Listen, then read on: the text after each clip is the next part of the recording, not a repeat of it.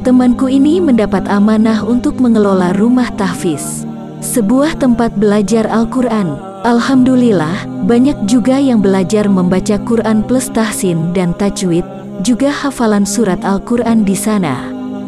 Dari beberapa yang datang, salah seorang yang begitu gigih untuk belajar Al-Quran dari nol adalah Bu Yanto.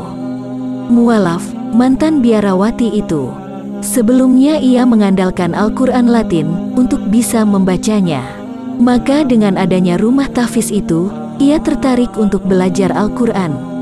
Selesai belajar, obrolan hangat pun mengalir.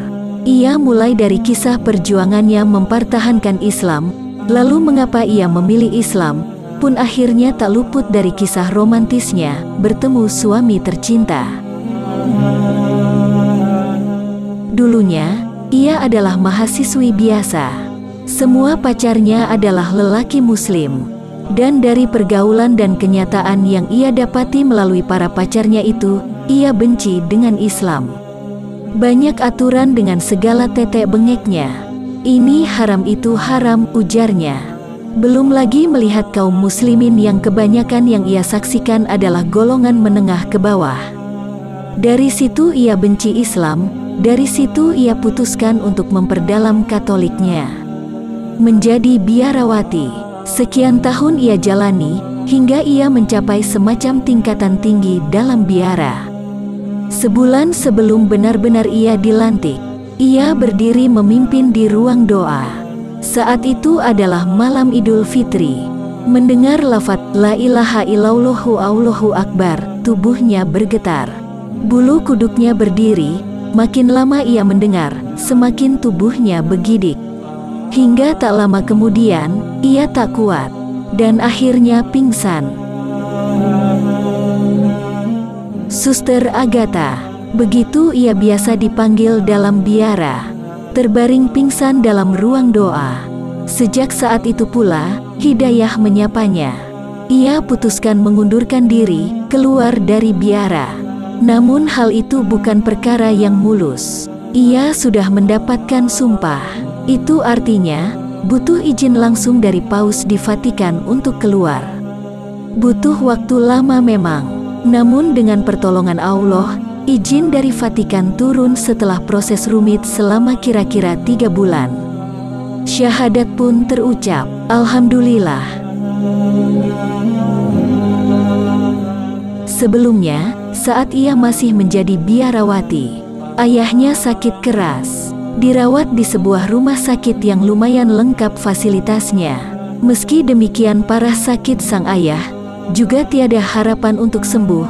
Selalu datang seorang pemuda yang terus memberi semangat hidup sang ayah. Pemuda itu adalah tetangganya, dan muslim. Entah mengapa sang ayah begitu berkesan dengan kepribadian pemuda itu. Meski ia muslim, sedang keluarga besarnya adalah Katolik tulen. Dan sebelum ajal datang, ayah Suster Agatha itu berpesan, "Kamu adalah anak kesayangan Papa. Kamu nanti, menikahlah dengan pemuda itu."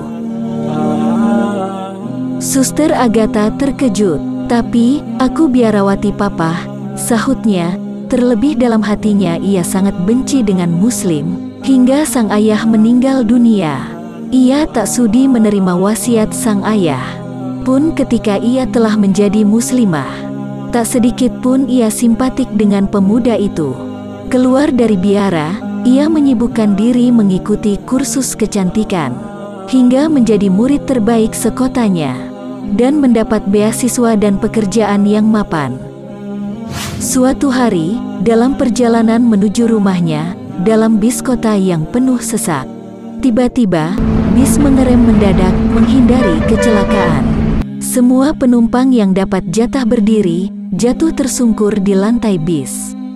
Tak terkecuali ia. 2 lututnya menggesek lantai bis yang kasar. Darah segar mengalir, perih.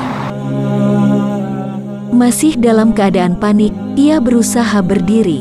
Meraih apa yang bisa dijadikan pegangan untuk berdiri. Entah, mungkin karena panik, ia berpegang pada suatu benda, yang nantinya ia tahu bahwa itu adalah ikat pinggang milik seseorang. Saat ia melihat ke atas kepada pemilik ikat pinggang itu, ternyata tetangganya. Iya, pemuda muslim itu.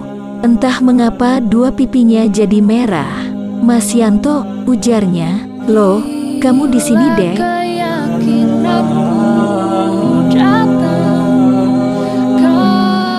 Singkat cerita, menikahlah mereka.